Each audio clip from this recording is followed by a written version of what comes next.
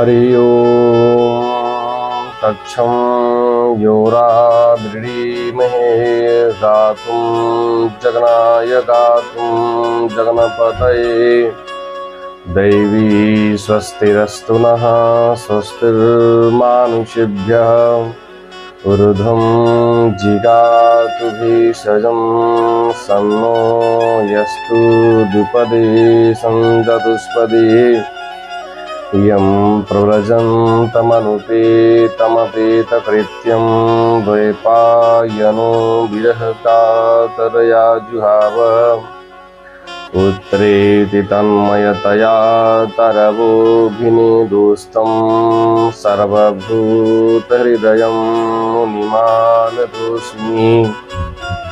ॐ लम्बोदरमपरमसुन्दरमेकदन्तं रक्ताम्बरं त्रिनयनं परमं पवित्रम् उद्धद्दिवाकरकरोज्ज्वलिकायकान्तं विघ्नेश्वरं सकलविघ्नहरं नमामि। ध्येयं सदा परिभवग्नमभीष्टदोहं तीर्थास्पदं शिवविरिञ्चिनुतं शरण्यम् भृत्यार्तिहं प्रणतपालभवाब्धिपूतं वन्दे महापुरुषते चरणारविन्दम्। जन्माद्यस्य यतोऽन्वयादितरतश्चार्थेष्वभिज्ञः स्वराट् तेने ब्रह्महृदाययादिकवये मुह्यन्ति यतसूरयः तेजो वारिमृदां यथा विनिमयो यत्र त्रिसर्गो मृषा धाम्ना स्वेन सदा निरस्तकुहकं सत्यं परं धीमहि। निगमकल्पतरोर्गलितं फलं सुखमुखादमृतद्रवसंयुतं पिबत भागवतं रसमालयं मुहुर्मुहुः रसिका भुवि भावुकाः यस्य स्मरणमात्रेण जन्मसंसारबन्धनात् विमुच्यते। नमस्तस्मै विष्णवे प्रभविष्णवे सच्चिदानन्दरूपाय विश्वोत्पत्त्यादिहेतवे तापत्रयविनाशाय श्रीकृष्णाय वयं नमः। रामाय रामभद्राय रामचन्द्राय वेधसे रघुनाथाय नाथाय सीताया पतये नमः। नारायणं नमस्कृत्य नरं चैव नरोत्तमं देवीं सरस्वतीं व्यासं ततो जयमुदीरयेत्। कृष्णाय वासुदेवाय हरये परमात्मने प्रणतः क्लेशनाशाय गोविन्दाय नमो नमः। वसुदेवसुतं देवं कंसचाणूरमर्दनं देवकी परमानन्दं कृष्णं वन्दे जगद्गुरुम्। बंसी विभूषितकरानवनीरदाभा पीताम्बरा गरुडबिम्बफलाधरोष्ठात् पूर्णेन्दुसुन्दरमुखादरबिन्दुनेत्रात् कृष्णात् परं किमपि तत्त्वं न जाने।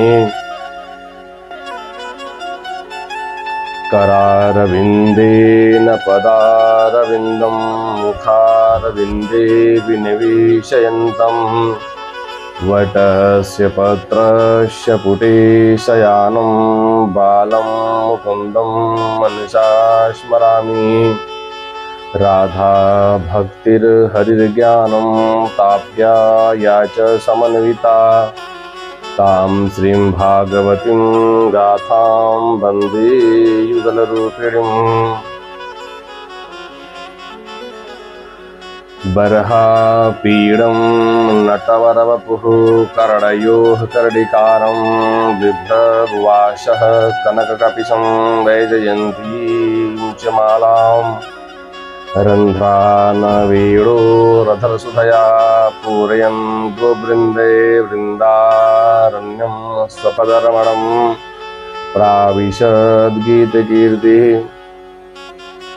मूकं करोति वाचालं पङ्गुं लङ्घयति गिरिं यत्कृपातमहं वन्दे परमानन्दमाधवम्। आकाशात् पतितं तोयं यथा गच्छति सागरं सर्वदेव नमस्कारः केशवं प्रतिगच्छति। अज्ञानतिमिरान्धस्य ज्ञानाञ्जनशलाकया चक्षुर्मिलितं येन तस्मै श्रीगुरुवे नमः।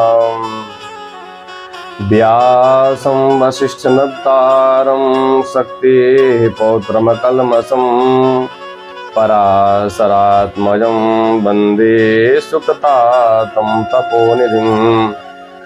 व्यासाय विष्णुरूपाय व्यासरूपाय विष्णवे नमो वै ब्रह्मनिधये वासिष्ठाय नमो नमः। अचतुर्वदनो ब्रह्मा विबाहुरपरो हरिः अभाललोचनः शम्भुः भगवान् बादरायणः। श्रीलक्ष्मीनाथसमारम्भां नाथयामुनमध्यमाम् अस्मदाचार्यपर्यन्तां वन्दे श्रीगुरुपरम्पराम्। यो नित्यमच्युतपदाम्बुजयुग्मरुग्म व्यामोहतस्तदितराणि तृणाय मेने अस्मद्गुरोर्भगवतोऽस्य दैकसिन्धो रामानुजस्य चरणौ शरणं प्रपद्ये। श्रीमत्कश्यपगोत्रलब्धजनुषं विद्याविभूषोन्नतं सच्छास्त्रार्णव पारगामि विदुषां मान्यं मनोज्ञश्रियं। स्वाचार्ये च जगद्गुरो बुधवरे श्रीवासुदेवे रतं वन्दे वन्दे जगद्गुरुं बुधवरं श्रीराघवार्यं गुरुं।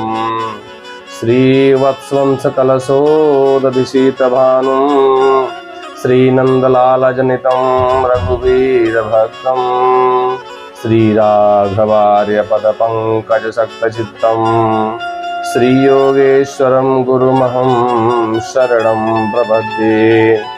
देवधनुजनरनागखग प्रेतपितर्गन्धर्व वन्दं किन्नररजनिचर कृपाकरं वभुसर्व। बोलो श्री राधा रानी सरकार की जय। राधा कृष्ण भगवान की जय। श्री गौरी शंकर भगवान की जय। श्री लक्ष्मी नारायण भगवान की जय। श्री सीतारामचंद्र भगवान की जय। श्रीमद्भागवत महापुराण की जय। श्री वेदव्यास जी भगवान की जय। श्री सुखदेव भगवान की जय। सब संतन की जय। सब भक्तन की जय।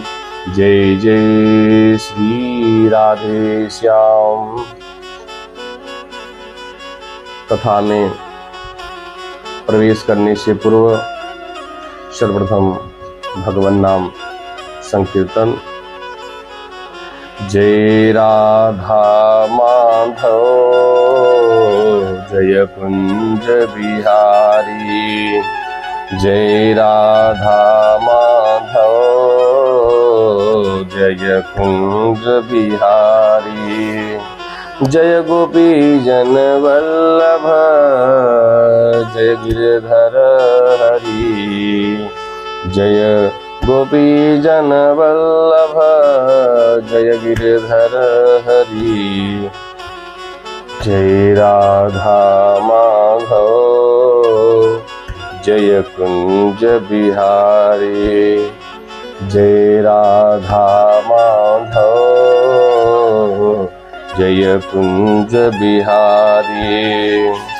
यशोदानंदन ब्रज जन रंजन यशोदानंदन ब्रज जन रंजन जमुना तीर बनचारी। जय राधा माधव जय कुंज बिहारी। जय राधा माधव जय कुंज बिहारी।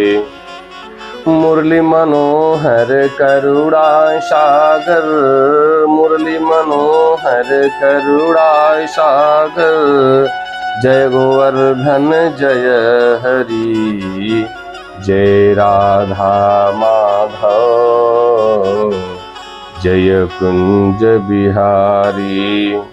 जय राधा माधव जय कुंज बिहारी। जय गोपी जन वल्लभ जय गिरधर हरि। जय राधा माधव जय कुंज बिहारी। बोलो राधा माधव सरकार की जय। भगवान की कथा नित्य श्रवण करने को जीव को प्राप्त होता रहे, यह कथा बड़ी भाग्य से जीव को प्राप्त होता है। अनेक जन्म जन्मांतर के पुण्य उदय होते हैं तो संतों का समागम और भगवान हरि की कथा हम जीवों को प्राप्त होती है। और जीव में संत का समागम जीवन में प्राप्त हो रहा है, भगवान हरि की कथा श्रवण हो रही है, तो जीव को विचार करना चाहिए कि भगवान की अति कृपा है। संत समागम हरि कथा तुलसी दुर्लभ दो। आगे की कथा सुखदेव जी कहते हैं, परीक्षित खटवांग के पुत्र दीर्घबाहु हुए और दीर्घबाहु के पुत्र रघु हुए। रघु के अज हुए और अज के पुत्र महाराज दशरथ हुए। देवताओं की प्रार्थना से साक्षात भगवान श्री हरि आए। सुखदेव जी कहते हैं, तस्यापि भगवानेक साक्षात् ब्रह्ममयो हरि। अंशासेन चतुर्भाग्यात् पुत्रत्वं प्रापितः सुरेः। राम लक्ष्मण भरत शत्रुघ्न इति संज्ञया। श्री हरि ही अपने अंश से 4 रूप में भगवान अवतरित हुए। राजा दशरथ के जो पुत्र 4 हैं, राम लक्ष्मण भरत और शत्रुघ्न, ये भगवान ही हैं। अपने अंत से ही भगवान ने इस युग में 4 रूप भगवान ने धारण किए। एक काल में 4 रूप। यहां भी भगवान का जब जन्म हुआ तो यहां भी भगवान कहते हैं कि मैं तो सर्वेश्वर हूं, मैं ही अखिल कोटि ब्रह्मांड नायक हूं और मेरी ही क्षण क्षण कण कण में मेरी ही सत्ता है। गोस्वामी तुलसीदास जी लिखते हैं, नवमी तिथि मधुमास पुनीता। शुक्ल पक्ष यवजित हरि प्रीता। भगवान राम नवमी को जन्म दिए। नवमी तिथि मधुमास पुनीता, मधुमास चैत मास को कहते हैं। नवमी तिथि मधुमास पुनीता और शुक्ल पक्ष अभिजित हरि प्रीता। भगवान राम नवमी को जन्म दिए, इसलिए हम आप रामनवमी मनाते हैं। चैत मास की जो नवमी है, शुक्ल पक्ष में अभिजित मूर्ति में भगवान ने जन्म दिया, राम अवतार में भगवान। तो यहाँ भी भगवान गोस्वामी तुलसीदास जी कहते हैं, यहाँ भी भगवान कह रहे मैं सर्वेश्वर हूँ। क्यों? क्योंकि 9 से बड़ा कोई अंक नहीं होता। 1 से लेकर के 9 तक की जो गिनती है उसमें 9 ही बड़ा है, और 9 के बाद एक दूसरे को जोड़ जोड़ करके अंक बन गए हैं, लेकिन अकेले अकेले 9 तो सबसे बड़ा है, और 1 से लेकर 9 का ही गिनती होता है। तो भगवान करें 1 से 9 तक की जो गिनती है, गोस्वामी तुलसीदास जी कहते 9 को भगवान जन्म ले रहे हैं। तो भगवान कहते हैं मैं तो सर्वेश्वर हूँ, 9 से बड़ा कोई अंक नहीं है, और मैं ही सबसे बड़ा हूँ।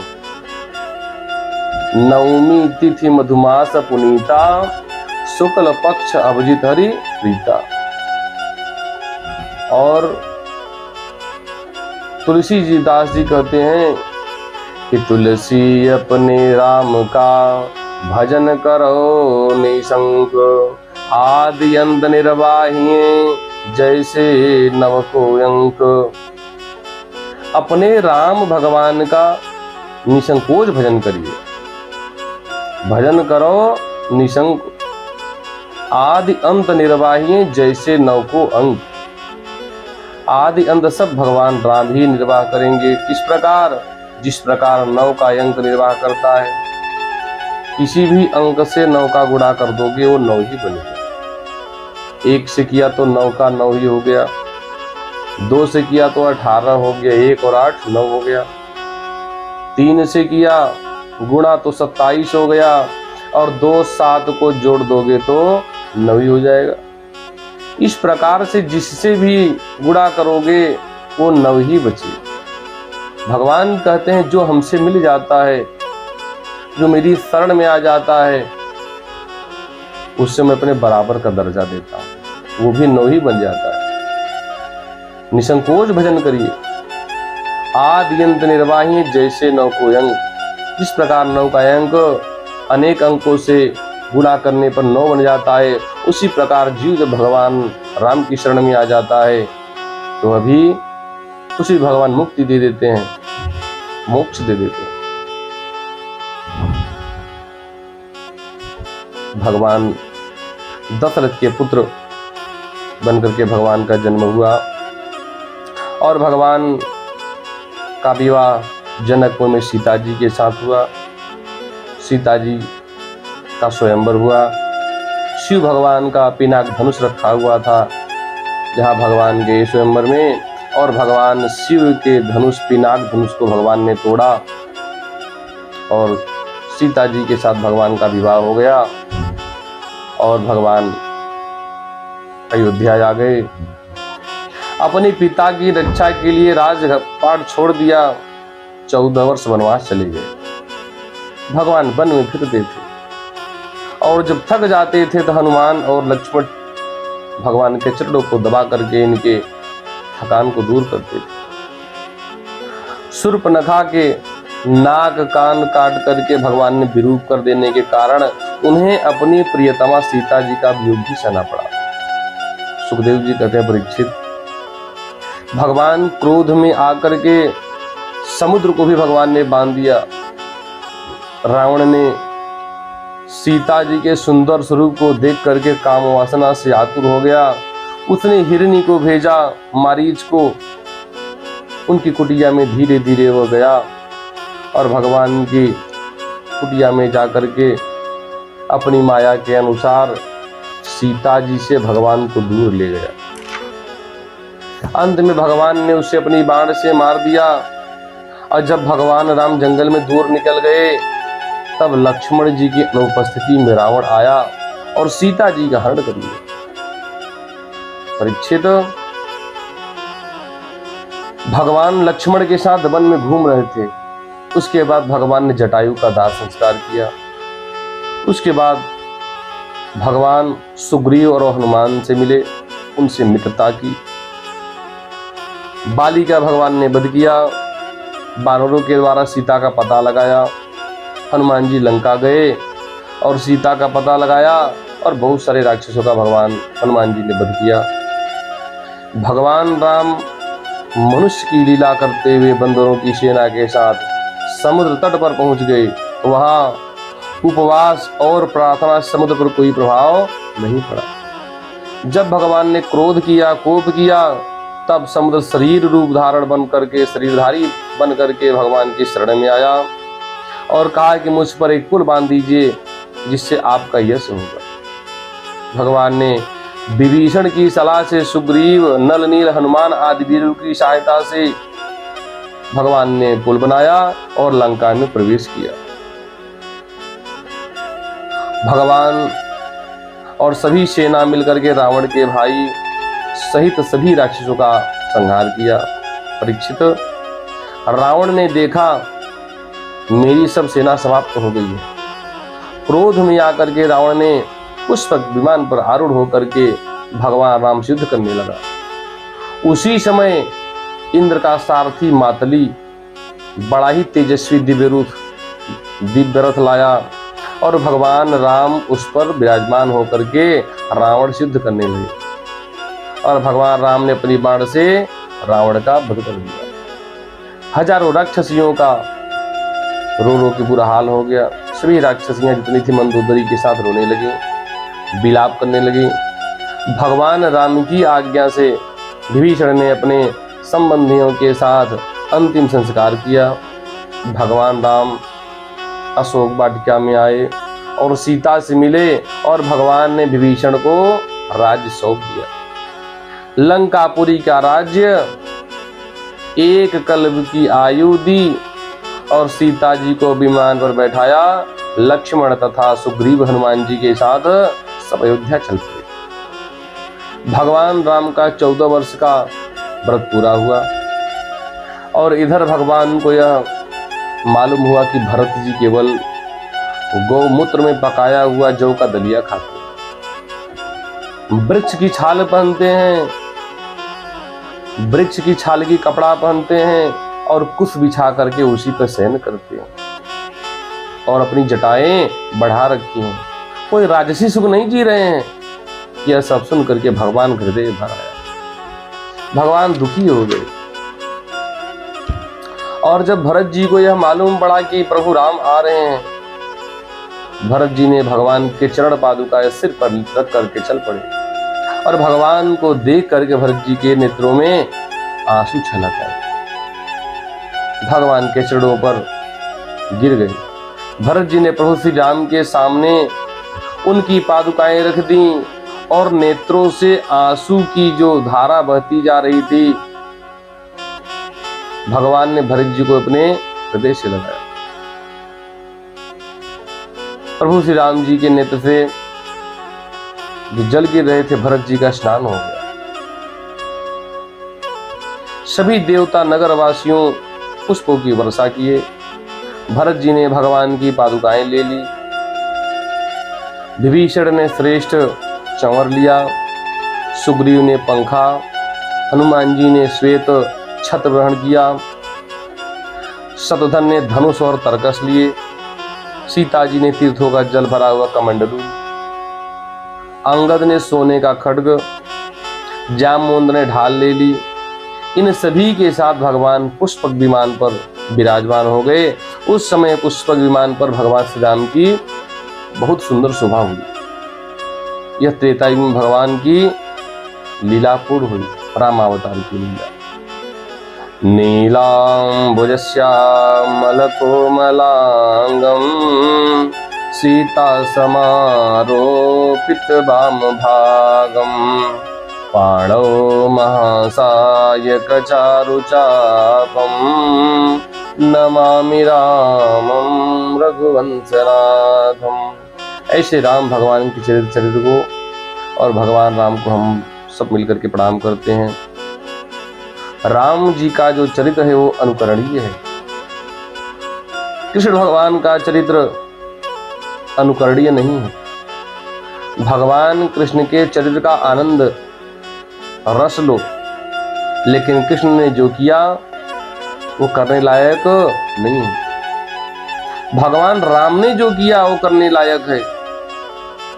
कृष्ण भगवान का चरित्र श्रवणीय है और राम जी का जो चरित्र है वो अनुकरणीय है। राम जी का चरित्र करणीय है, करने योग्य है, और कृष्ण भगवान का चरित्र श्रवणीय है, श्रवण करने योग्य है। कुछ चरित्र ऐसे हैं जो करने योग्य भी हैं, और राम जी ने जो किया वो करना चाहिए। कृष्ण भगवान ने जो किया उसका आनंद लेना चाहिए। क्यों? कृष्ण भगवान ने चोरी की। यदि आप किसी घर में चोरी करोगे तो आपको तो मार पड़ जाएगी। इस प्रकार से भगवान कृष्ण ने कालिया नाग पर भगवान ने तांडव नृत्य किया। आप नृत्य करने जाओगे वो नाग आपको डस लेगा।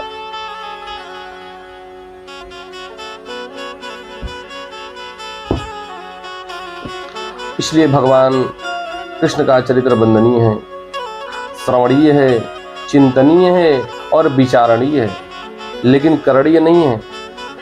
सब चरित्र भी ऐसे नहीं है, कुछ ही चरित्र ऐसे हैं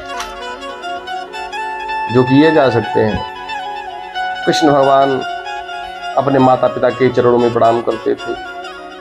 कृष्ण भगवान संध्या बंदन करते थे, अपने गृह जीवन का पालन करते थे। यह सब अनुकरणीय है, करने योग्य है। जो शास्त्र सम्मत है वो अनुकरणीय है, और जो शास्त्र सम्मत नहीं है वो अनुकरणीय नहीं है। 9 स्कंध के 12 अध्याय में सूर्य वंश का वर्णन, और फिर 12 अध्याय में चंद्रवंश का वर्णन सुखदेव जी ने राजा परीक्षित को सुनाया। और चंद्रवंश के वर्णन में संक्षेप में सुखदेव जी ने कृष्ण भगवान की कथा परीक्षित जी को सुना दी। सुखदेव जी ने कहा, राजन, धरती पर जब दुष्टों का भार बढ़ गया तब भगवान मथुरा में प्रकट हो गए, और देवकी वसुदेव के पुत्र बनकर के भगवान प्रकट हो गए। 10 वर्ष तक भगवान वृंदावन में रहे। फिर मथुरा में आकर के कंस का भगवान ने वध किया। फिर द्वारिकापुरी बसाई, और महाभारत में पांडवों का पक्ष लेकर के कौरवों का भगवान ने संहार कराया। 125 वर्ष तक इस धरा पर भगवान रह करके लीला किए। इस प्रकार भगवान ने धाम चले गए। हो गई कृष्ण भगवान की कथा। राजा परीक्षित ने हाथ जोड़ लिया, भगवान हे मुनिवर।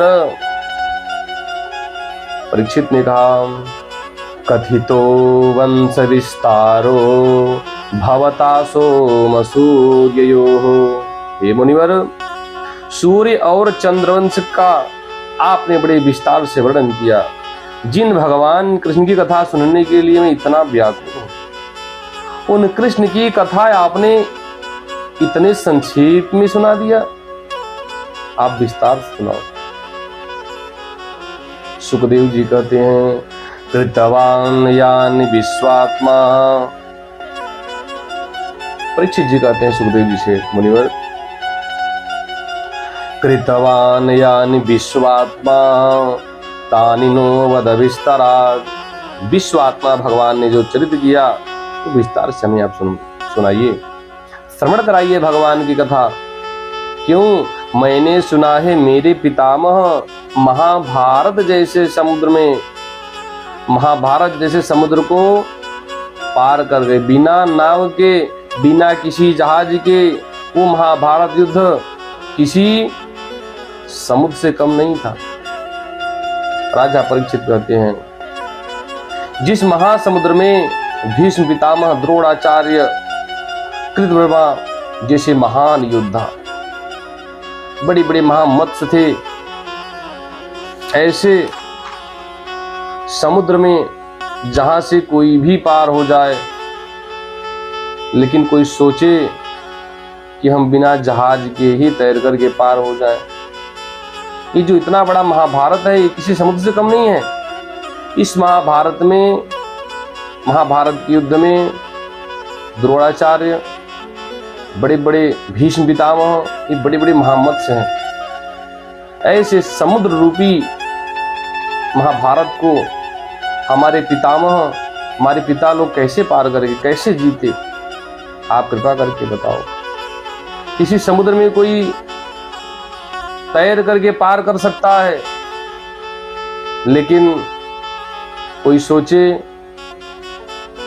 उसके अंदर कितने मछलियां हैं, उन मछलियों से जब वो बच जाएगा तब तो पार करे जाएगा। इतने बड़े बड़े मत्स्य थे जो कितने बड़े बड़े वीरों को निगल जाते थे, लेकिन जिन कृष्ण की कृपा से मेरे पितामह पांडव उस महाभारत को, समुद्र को पार कर गए, जिन भगवान ने मेरी मां की गर्भ में जा करके मेरी रक्षा किया। मैं तो मर गया था, मुझे पुनः जीवित कर दिया। उन भगवान के मंगलमय चरित्र को आप सुनाओ। आपके मुख से भगवान की कथा सुन करके मुझे तृप्ति नहीं होती, मेरी भूख प्यास कहीं चली गई, मुझे पता नहीं है।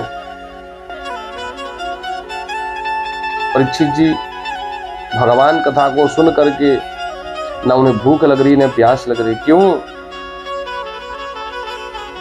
पिबंतम, परीक्षित जी कहते हैं, पिबंतम त्वन्मुखाम भोजच्युतम हरि कथामृतम। आपके मुख से निकलने वाली ये जो कथा सुधा है, इसको मैं पी रहा हूं, और भगवान के सुंदर कथा रूपी लिक्विड को पी रहा हूं। यह बात सत्य है। क्यों? कोई राजा परीक्षित नहीं हो सकता और कोई सुखदेव जैसा वक्ता भी नहीं हो सकता, लेकिन ध्यान से कथा सुनो तो भगवान की कथा में इतना मन लग जाएगा कि ना भूख लगेगी ना प्यास लगेगी। परीक्षित जी कहते हैं, मैं भगवान हरि की कथा को पी रहा हूं और पी करके तृप्त हो रहा हूं, आप मुझे भगवान कथा श्रवण कराएं। सुखदेव जी कहते हैं, राजन वासुदेव कथा प्रश्न पुरस्त्रात्रे निपुनाति। भगवान के वसुदेव के कथा को जो सुनता है, जो सुनाता है, भगवान की कथा जो सुने और जो सुनाता है, ऐसे तीन लोग, और जो प्रश्न करता है वो सब पवित्र हो जाते हैं।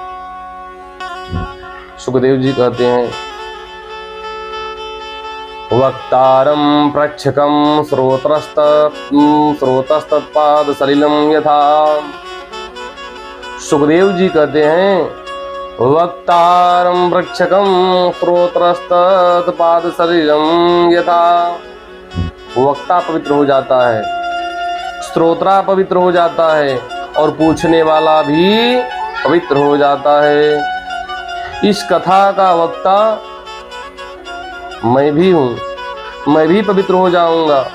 सुखदेव जी ने कहा, राजन द्वापर युग जब समाप्त होने लगा, द्वापर युग जब समाप्त होने वाला था, क्षत्रियों के कुल में यत्र तत्र असुर और राक्षस पैदा होने लगे थे। असुरों के वंश को, परंपरा को राज सत्ता प्राप्त हो गई, चाहे वो कंस हो, चाहे वो शिशुपाल हो, और चाहे वो दुर्योधन हो, सब ऐसे ही थे। सत्ता प्राप्त करके वो अन्याय करके अन्याय करने लगे, अधर्म करने लगे, इतने पाप बढ़ने लगे, उन दुष्ट राजाओं के अधर्म से पृथ्वी व्याकुल हो गई। पृथ्वी ने गाय का रूप धारण किया और जाकर के ब्रह्मा जी से प्रार्थना किया। ब्रह्मा जी ने क्षीर सागर में जाकर के भगवान नारायण की आराधना किया। भगवान ने ब्रह्मा जी के हृदय में प्रेरणा दिया, जाओ पृथ्वी को समझा दो, मैं अवतार लूंगा, अवतार लेकर के पृथ्वी के उभार को मैं समाप्त कर दूंगा, और इन दुष्टों का संहार, भगवान करें, इन दुष्टों का संहार भी मैं करूंगा। कहाँ अवतार लूंगा, भगवान ने यह भी बता दिया। मथुरा मंडल में वसुदेव जी के पुत्र बनकर के मैं प्रकट होऊंगा। ब्रह्मा जी आए और पृथ्वी को समझा दिया, पृथ्वी को संतोष हो गया, पृथ्वी लौट आई, ब्रह्मा जी ब्रह्मलोक चले गए। सुखदेव जी कहते हैं, राजन, मथुरा मंडल में श्री वसुदेव जी महाराज रहते थे, जो यदुकुल के क्षत्रिय थे। वसुदेव जी महाराज उस समय मथुरा के महाराजा थे। प्राचीन काल में यदुवंशी राजा सूरसेन थे। मथुरापुरी में रह करके वे राज्य शासन करते थे। एक बार मथुरा में सूर के पुत्र वसुदेव जी विवाह करके अपनी नवविवाहिता पत्नी देवकी के साथ घर जाने के लिए रथ पर सवार हो रहे थे। उग्रसेन का लड़का था कंस। उसने अपनी चचेरी बहन देवकी को प्रसन्न करने के लिए उसके रथ घोड़े की रास को पकड़ लिया और वह स्वयं ही रथ हाँकने लगा। रथों के साथ चल पड़ा। विदाई हो गई, गाना बाजा बजाई, शंख धुंध भी बजने लगी और कंस रथ हाँक रहा था।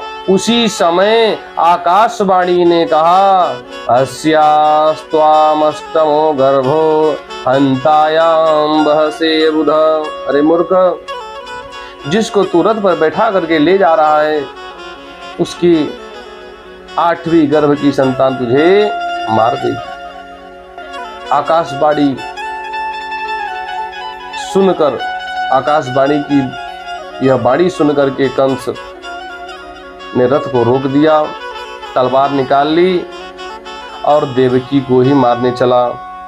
वसुदेव जी ने हाथ जोड़ लिया, हाथ पकड़ लिया। वसुदेव जी ने कहा, महाराज आप चिंता मत करिए, मेरी पत्नी को जितनी संतान होगी सब मैं आपको दे दूंगा, लेकिन इसके प्राण मत लो। कंस मान गया। वसुदेव जी को पहली संतान हुई, ले जाकर के कंस को दे दिया और कंस ने लौटा दिया। बोला, जाओ, मेरा शत्रु तो 8वां है, पहला नहीं है। और उसी समय वहां नारद जी आ गए। नारद जी ने कहा, तुम राजन तुम समझ नहीं पाओगे और मारे जाओगे। कंस ने कहा, क्यों? नारद जी ने कहा, देवता बहुत चतुर हैं, इधर से 8 गिनेंगे, तुमको पता नहीं चलेगा और मारे जाओ। कंस ने कहा, किस प्रकार? कोई कैसे भी गिनेगा, 1 2 3 4 5 6 7 8 यही तो गिनेगा, ये तो गिनती होती है। नारद जी ने तुरंत अपनी झोली से एक अष्टदल कमल निकाला और एक तरफ से गिन करके 8 गिना दिया। बोले, देखो यहां से 8 गिनती हो गई। अब राजन तुम ये बताओ, इसमें कितनी पंखुड़ियां हैं? 8 पंखुड़ियां। तो अब किधर से इसको गिनोगे कि 8 होगा? तो कंस ने कहा, जहां से गिनोगे वो पहली है और जहां समाप्त हो जाएगी वो 8वीं है। नारद जी ने कहा, हर पंखुड़ी पहली है और हर पंखुड़ी 8वीं है। गिनने का भेद है, जहां से गिनोगे वही पहली हो जाएगी और जहां समाप्त हो जाएगी वही 8वीं हो जाएगी। अब यह बात सुन करके कंस ने कहा, महाराज क्या करें? देवकी के सभी संतानों को मार डालें? नारद जी ने कहा, राजन साधु के मुंह से ही सब कहवाओगे? अरे राम, आपको जो समझ में आए करो, अब मैं तो जा रहा हूं। और नारद जी चले गए। कंस ने देवकी वसुदेव को कारागार में बंद कर दिया। कंस जानता था, मैं पहले कालनेमी असुर था और विष्णु ने मुझे मार दिया था। सुखदेव जी कहते हैं, आत्मानमिह संजातम जानन प्राग विष्णुनाहतम महासुरम कालनेमिं यदुभिः स व्यरुध्यत। कंस जानता था कि मैं पिछले जन्म में मैं कालनेमी था, उस समय विष्णु ने मुझे मार दिया था। इसीलिए यदुवंशियों से घोर विरोध ठान लिया कंस ने। और इसी प्रकार से कंस ने वसुदेव और देवकी की 6 संतानों की निर्मम हत्या कर दी। 7वें गर्भ के रूप में भगवान शेष जी आए। ये शेष जी कौन है? ये भगवान के परम पार्षद हैं। त्रेता युग में लक्ष्मण हैं। द्वापर में बड़े भाई बनकर के आए बलराम जी के रूप में। 7वें गर्भ के रूप में आए तो योग माया ने देवकी के 7वें गर्भ को निकाल करके रोहिणी के घर में रख दिया। रोहिणी वसुदेव जी की बड़ी पत्नी है। उस समय रोहिणी जी नंद बाबा के घर में रहती थी। क्यों? क्योंकि देवकी वसुदेव कंस के कारागार में बंद थे। बाकी पत्नियां यत्र तत्र छिप करके जीवन व्यतीत करती थी।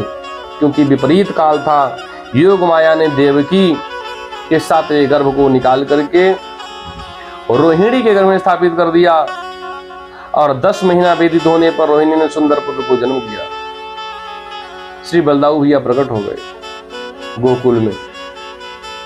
कंस को इस रहस्य का पता ही नहीं चला और कंस को यही पता चला कि देवकी का 7वां गर्भ अपने आप ही नष्ट हो गया। कंस ने सोचा चलो अच्छा हुआ, मारना नहीं पड़ा। 8वें गर्भ के रूप में भगवान आए साक्षात नारायण। सुखदेव जी कहते हैं देवक्यां देवरूपिण्यां विष्णु सर्वगुहाशयः। भगवान विष्णु देवकी के घर में आए और जैसे ही भगवान आए तो देवकी का तेज अद्भुत हो गया। कंस जान गया मेरा शत्रु आ गया। कंस सब व्यवस्था चुस्त दुरुस्त कर दिया। धीरे धीरे समय बीता। भगवान के प्रकट होने का जब समय आया तो देवताओं ने आ करके गर्भ की स्तुति की। और गर्भ की स्तुति करके जब देवता लोग चले गए, उसके बाद फिर ब्रह्मा शंकर नारद ऋषि महात्मा सब लोग आए और देवकी की गर्भ की स्तुति की। और जब स्तुति करके सब चले गए तब भगवान प्रकट हो गए। जैसे रामावतार में सूर समूह विनती करी पहुँचे निज निज धाम। जग निवास प्रभु प्रगटे अखिल लोक विश्राम। सब लोग जब चले गए विनती करके तब भगवान प्रकट हो गए। देवता लोग स्तुति करके जैसे ही गए उसी समय भगवान का प्राकट्य हो गया। भादव का महीना, कृष्ण पक्ष, अष्टमी तिथि, बुधवार का दिन और रोहिणी नक्षत्र रात्रि के ठीक 12 बजे। 10 दिशाएं निर्मल हो गईं, आकाश निर्मल हो गया, नदियों का जल निर्मल हो गया। रात्रि के समय भी सरोवर में कमल खिल रहे थे। अग्निहोत्र ब्राह्मण की कभी न बुझने वाली अग्नियां कंस के अत्याचार से दुराचार से बुझ गई थी। वो अग्नियां अपने आप जलने लगी अर्धरात्रि में। सुखदेव जी कहते हैं परीक्षित अग्नयश्च द्विजातीनां शांतास्तत्र समिन्धत। स्वर्ग में देवताओं ने दुंदुभियां बजने लगी, अपने आप बज उठी स्वर्ग के देवताओं की दुंदुभी, नगाड़े सब बजने लगे। मथुरा में सभी सिपाही सैनिक के अनुचर सैनिक और कंस के जितने अनुचर थे भगवान की माया से मोहित होकर के घोर निद्रा में सोने लगे। तब अर्धरात्रि में देवकी और वसुदेव के सामने भगवान प्रकट हो गए। शंख चक्र गदा पद्म वनमाला से विभूषित भगवान शुक्ल और नारायण देवकी वसुदेव के कारागार में भगवान प्रकट हो गए। बोलो श्री कृष्ण भगवान की जय। सुखदेव जी कहते हैं तमद्भुतं बालकं मुजच्छेक्षणं तमद्भुतं बालकं मुजच्छेक्षणं चतुर्भुजं शंखगदायुधायुधं श्रीवत्सलक्ष्मं गलशोभिकौस्तुभं पीतांबरं सांद्रपयोधसौभगं। वसुदेव जी ने देखा अद्भुत बालक, नेत्र कमल के समान, 4 सुंदर हाथ, हाथों में शंख चक्र गदा पद्म वक्षस्थल पर कौस्तुभ मणि श्री वत्स का चिन्ह शरीर पर पीतांबर शोभा को प्राप्त हो रहा था। वसुदेव जी श्री कृष्ण का जन्मोत्सव मनाने के लिए इतने उतावले।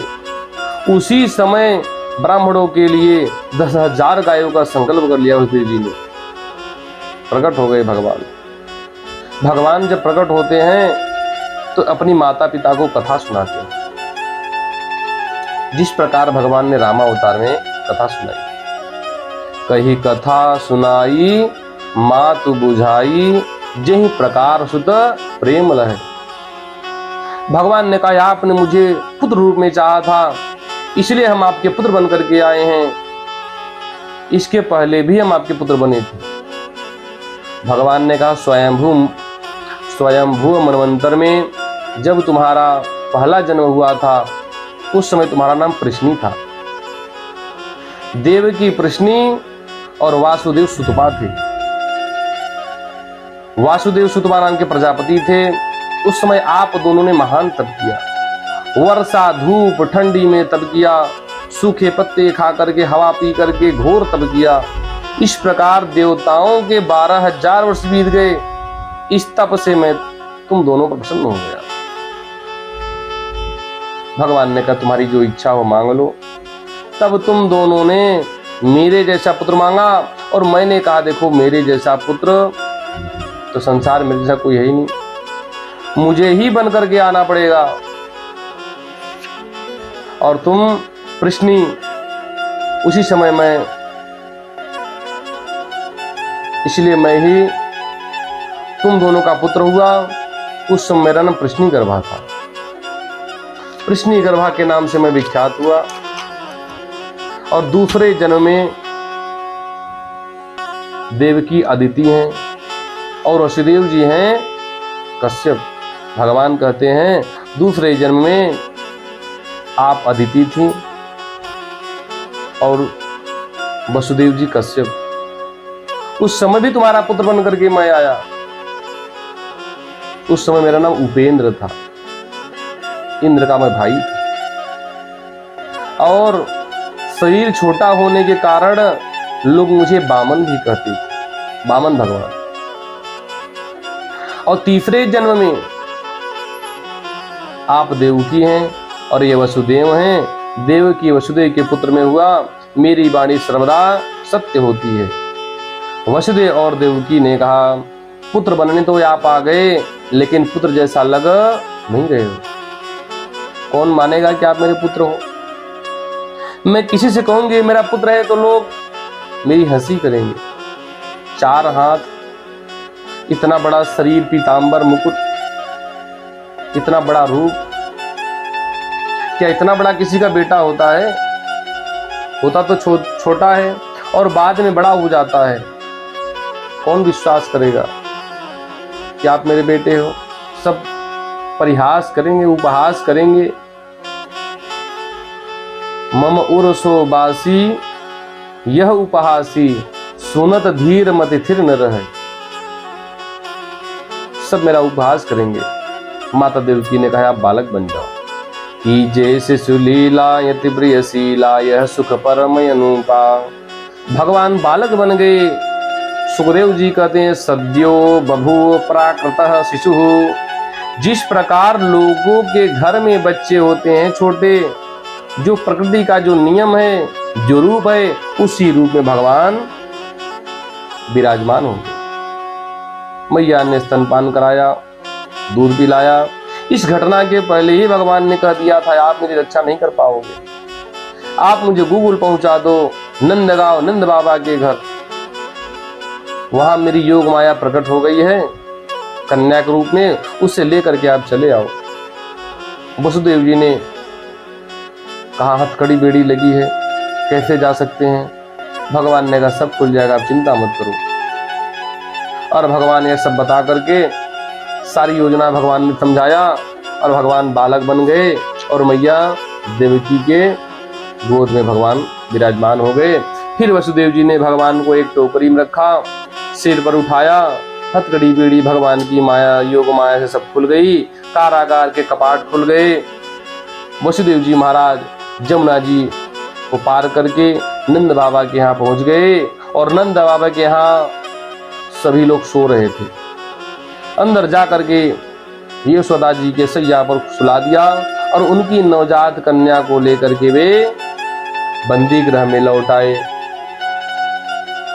जेल में पहुंचकर वसुदेव जी ने उस कन्या को देवकी की सैया पर सुला दिया और अपने पैरों में बेड़ियां डाल ली। पहले की तरह बंदी गृह में बंद हो गए और जब कन्या रुदन करने लगी, रोने लगी, सिपाही जाग गए और कंस को सूचना दे दिया, महाराज वसुदेव और देवकी को संतान की प्राप्ति हुई है। कन्या और इस प्रकार सूचना प्राप्त होते ही कंस ने कन्या को छीन लिया, मारने चला। कन्या तुरंत हाथ से छूट करके तुरंत आकाश में चली गई और अपने 8 भुजाओं में प्रकट हो गई। भगवती ने कहा, दुष्ट तू मुझे क्या मारेगा, तुझे मारने वाला तो किसी स्थान पर प्रकट हो गया है। यह सब कह करके भगवती विंध्यवासिनी अंतर ध्यान हो गई और भगवती विंध्याचल में जाकर के विंध्यवासिनी रूप में विराजमान हो गई भगवान की योग माया से। कंस चिल्लाने लगा। कंस अपने अनुचरों से कहा, देखो आज तक तो हम सभी यही जानते थे कि मनुष्य झूठ बोलते हैं, लेकिन देवता भी झूठ बोलते हैं। क्या? दैवम अप्यनृतम भक्ति न मर्त्या एव केवलम। केवल मनुष्य ही झूठ बोलते थे, ये तो देवता भी झूठ बोलने लगे। बोले देवताओं ने क्या झूठ बोला? ये झूठ ही तो है। देवताओं ने कहा था 8वीं संतान तुम्हारी मृत्यु का कारण बनेगी, तो 8वीं संतान तो हुई लेकिन वो कन्या हुई, और यदि वो हमसे युद्ध करती तो मैं समझता वो तो आकाश में विलीन हो गई। यह बात झूठी हुई, ये मेरी शत्रु होती तो मुझसे लड़ाई कर दी। ये सब कह करके कंस बड़बड़ाने लगा। भगवान गोकुल में पहुंच गए। वहां प्रातः काल यशोदा रानी की नींद खुली। यशोदा रानी ने अपने पलंग पर सुंदर मनोहर बालक को देख करके यशोदा को यही अनुभव हुआ, इस बालक को मैंने ही जन्म दिया। प्रसव पीड़ा, प्रसव हुआ, जन्म दिया, वो कन्या प्रकट हुई यशोदा के गर्भ से, लेकिन प्रसव वेदना के कारण यशोदा को कुछ पता नहीं चला। रात्रि के समय में रातों रात वसुदेव जी ने बेटी को ले गए और बेटा को दे गए, अदला बदली हो गई। और प्रातः काल यशोदा रानी को यही अनुभव हुआ, जन्म मैंने इसी पुत्र का जन्म दिया है। उठा करके यशोदा रानी ने हृदय से लगा लिया। नंद बाबा को सूचना दे दी गई। नंद बाबा अति प्रसन्न हो गए। देखते देखते यह बात पूरे गोकुल ब्रिज में फैल गई। चारों तरफ से ग्वाल बाल ये समाचार सुन करके नंद बाबा के घर की ओर चल पड़े। बधाई देने के लिए नंद बाबा के घर बड़ी भयंकर भीड़ एकत्रित हो गई। नंद बाबा के घर उत्सव होने लगा। नंद के घर परमानंद प्रकट हुए, सच्चिदानंद प्रकट हुए। सब लोगों ने महान उत्सव मनाया। सब लोगों ने यही कहा, नंद के आनंद भयो, जय कन्हैया लाल की। नंद बाबा ने, सुखदेव जी कहते हैं, नंदस्वात्मजौतुपन्ने जातालादो महात्मनः आवि विप्रान वेदज्ञान स्नातः सुचिरलंकृतः। नंद बाबा ने स्नान करके नवीन वस्त्र धारण किए, देवताओं का पूजन किया, वेद को जानने वाले ब्राह्मणों को बुलाया और षष्ठीवाचन कराया। वाचयित्वा स्वस्तयनं जात कर्मात्मजस्य वै कारयामास विधिवत पितृदेवार्चनम तथा। अपने बालक का जातकर्म संस्कार कराया, देवता पितर की पूजा की, जन्म लेते ही जो संस्कार होता है उसे जात कर्म संस्कार कहते हैं। तो सर्वप्रथम वसुदेव नंद बाबा ने जात कर्म संस्कार किया। मानव जीवन में 16 संस्कार होते हैं। गर्भाधान संस्कार, पुंसवन संस्कार, सीमंतोनयन संस्कार, जात कर्म, नामकरण, निष्क्रमण, अन्नप्राशन, कर्णविध, विद्यारंभ, चूड़ाकरण, यज्ञोपविध, वेदारंभ, केशांत समावर्तन, विवाह संस्कार और अंत्येष्टि संस्कार। ये 16 संस्कार होते हैं। नंद बाबा ने विद्वान ब्राह्मणों को बुलाया और अपने बालक का विधिवत जात कर्म संस्कार किया। श्री रामावतार में भी यही वर्णन है। राम भगवान जब प्रकट हुए तो सबसे पहले गोस्वामी तुलसीदास जी लिखते हैं, नंदी मुख सराध करिए जात कर्म सब कीन, हाटक धेनु बसन मने नृप विप्रन कहदीन। दशरथ जी ने नंदी मुख श्राद्ध किया, जात कर्म संस्कार किया, ब्राह्मणों को सोना, गौ, वस्त्र इत्यादि दान दिए। नंद बाबा ने भी यही किया और पितरों का नंद बाबा ने भी पूजन किया। नंदी मुख श्राद्ध ही पितरों का श्राद्ध होता है, पूजन होता है।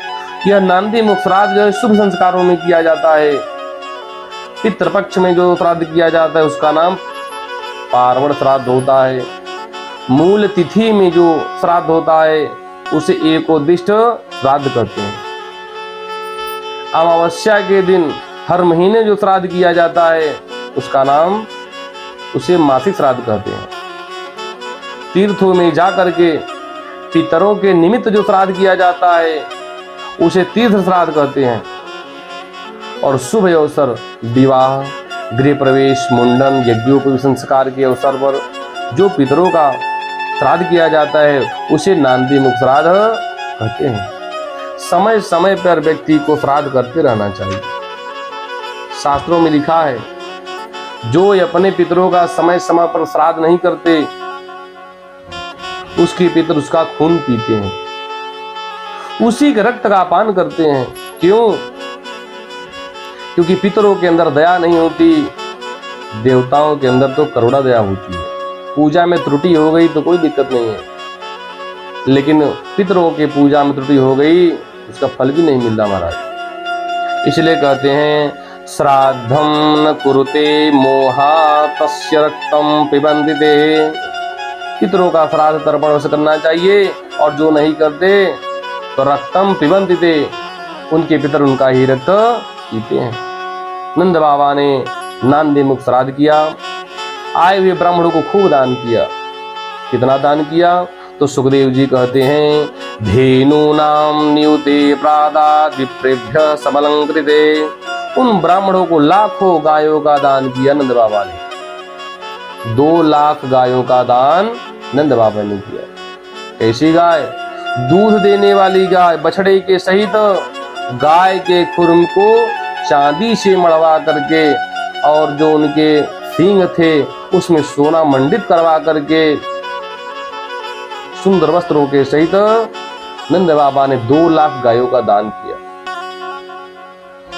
उसके बाद सुखदेव जी कहते हैं, तिलाद्रेन सप्तरत्नो घसाद कौम्भांबरावृतान। तिल के सुंदर 7 पर्वत बनाए, उन पर्वत पर हीरे, पन्ने, पोखराज, मोती, अनेक प्रकार के बहुमूल्य मणियों को रख करके तिल के 7 पर्वत का दान किया। आए हुए ब्राह्मण को, अतिथियों को, प्रेमियों को खूब वस्तुओं का दान किया। वस्त्र, आभूषण, मुद्राएं खूब दान किया। नंद बाबा ने इतना दान किया कि कुछ बचा ही नहीं। ब्रजवासी भक्त कहते हैं, नंद बाबा ने दियो इतनो, न बची बचिया छचिया न पिछौरी।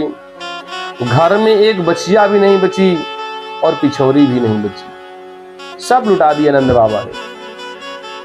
जिस प्रकार अयोध्या में भगवान राम का जब प्राकट्य हुआ, दशरथ जी ने खजाना खोल दिया। गोस्वामी तुलसीदास जी कहते हैं, सर्वस दान दीन सब काहू, जेहि पावा राखा नहीं ताहू।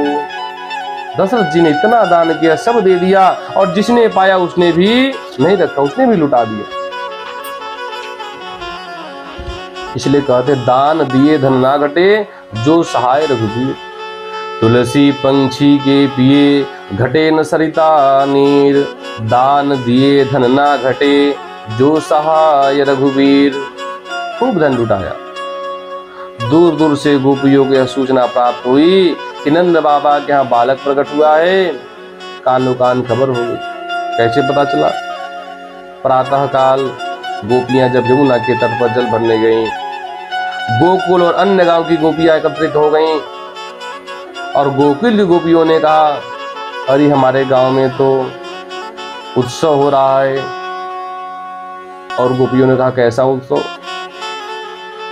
तो गोपियों ने कहा, नंद बाबा के घर में बालक जन्म लिया है।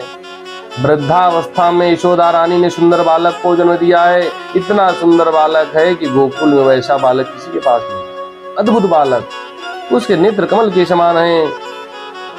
और इस प्रकार सुनते ही गोपियां कहती, हमारे ब्रजराज आनंद में डूब करके आज खूब लुटा रहे हैं, खूब आनंद हो रहा है। यह बात गोपियों ने सुना तो गोपियों ने कहा, चलो हम भी चलते हैं, उत्सव दे करके आते हैं। सब गोपियां जमुना से घड़ा भर करके नंद भवन की तरफ चल पड़ी, और नंद बाबा के खूब उत्सव हो रहा। नंद के आनंद भयो, जय कन्हैया लाल की। मथुरा में कान्हा ने जन्म ले लिया है, खूब नगाड़े बज रहे हैं, खूब लुटा रहे हैं।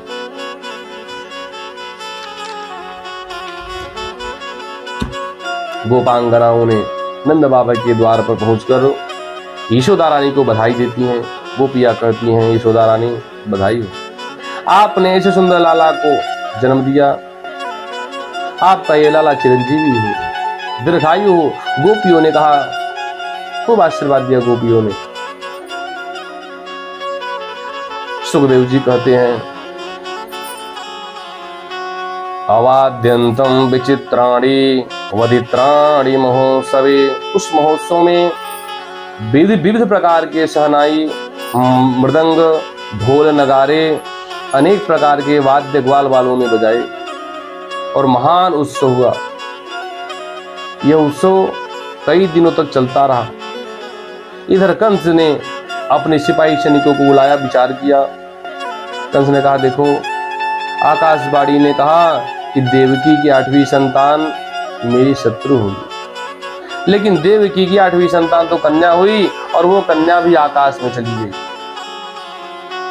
और जाते जाते उस कन्या ने कहा, तू मुझे क्या मारेगा, और तुझे मारने वाला तो किसी स्थान पर जन्म ले लिया है। उस कन्या की बात यदि सत्य मानते हैं तो मेरा शत्रु ब्रज में कहीं प्रकट हो चुका है। शत्रु को कभी छोटा नहीं समझना चाहिए। उस शत्रु को कैसे पता लगाया जाए और उस शत्रु को कैसे समाप्त किया जाए, यही विचार करने के लिए मैंने बैठक बुलवाई। इस प्रकार अनेक प्रकार की विचार करने लगा कंस अपने दरबार में। और कंस के दरबार में जितने असुर थे, उन असुरों ने कहा, महाराज यदि पता चल जाए तो हम सब मिलकर के मार देंगे उसे। कंस ने कहा, यही तो पता नहीं चल पा रहा है कौन है। और पूतना की मोक्ष की कथा कल श्रवण करेंगे। अब आज भगवान नाम संकीर्तन करते हैं। श्रीमन नारायण श्रीमन नारायण नारायण नारायण नारायण लक्ष्मी नारायण लक्ष्मी नारायण नारायण नारायण नारायण भजमन नारायण भजमन नारायण नारायण नारायण नारायण।